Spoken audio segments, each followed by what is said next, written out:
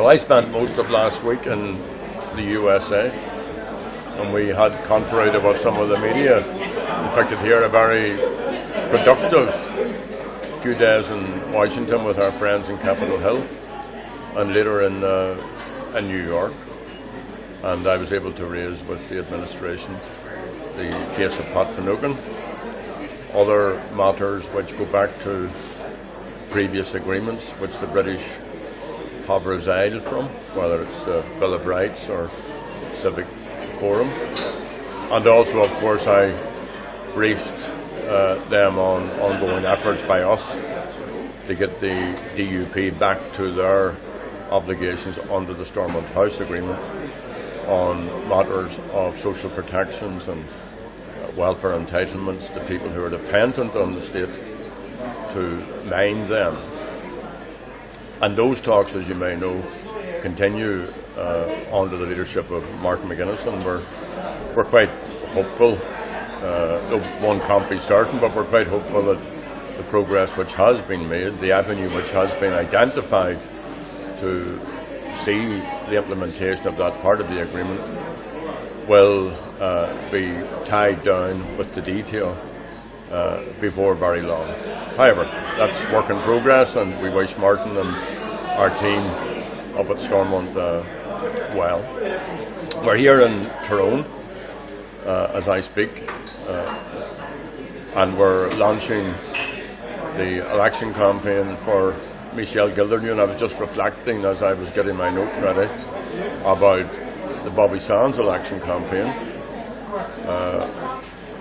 and that was in many ways a watershed moment when the people of this constituency voted for a person they didn't know and who could do nothing for them, and the rest famously is history.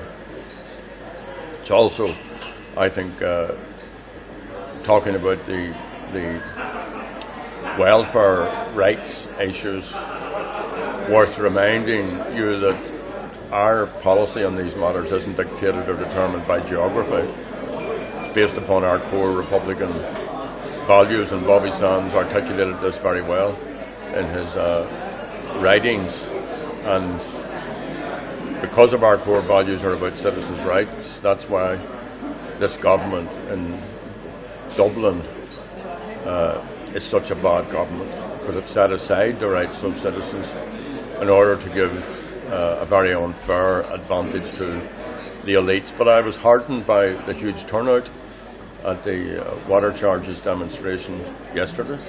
It shows that people haven't been bought off and haven't been fooled by what the government's saying. And we'll hear more on the issue of Irish water, because it's now emerged that there weren't minutes of some meetings that Phil Hogan, the minister at that time, conducted. And given the fact that this was public monies, and given the fact that there was a scandal over the amount of money, tens of millions given to consultants, just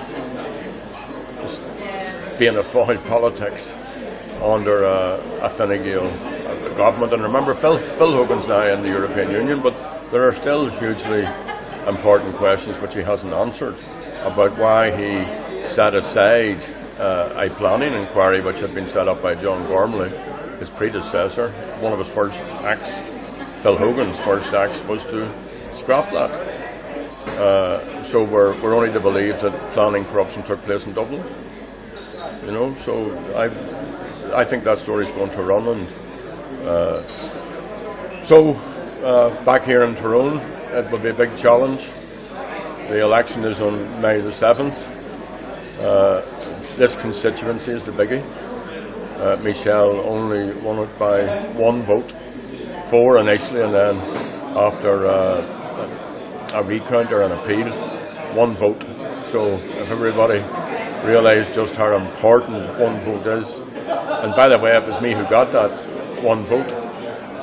Martin McGuinness and others claim it, but I know the very person, the woman who got Michelle elected. So let's give it our best effort from here in, and let's hope that Michelle is an outstanding a candidate, an outstanding representative, stood out against fracking when others succumbed to it.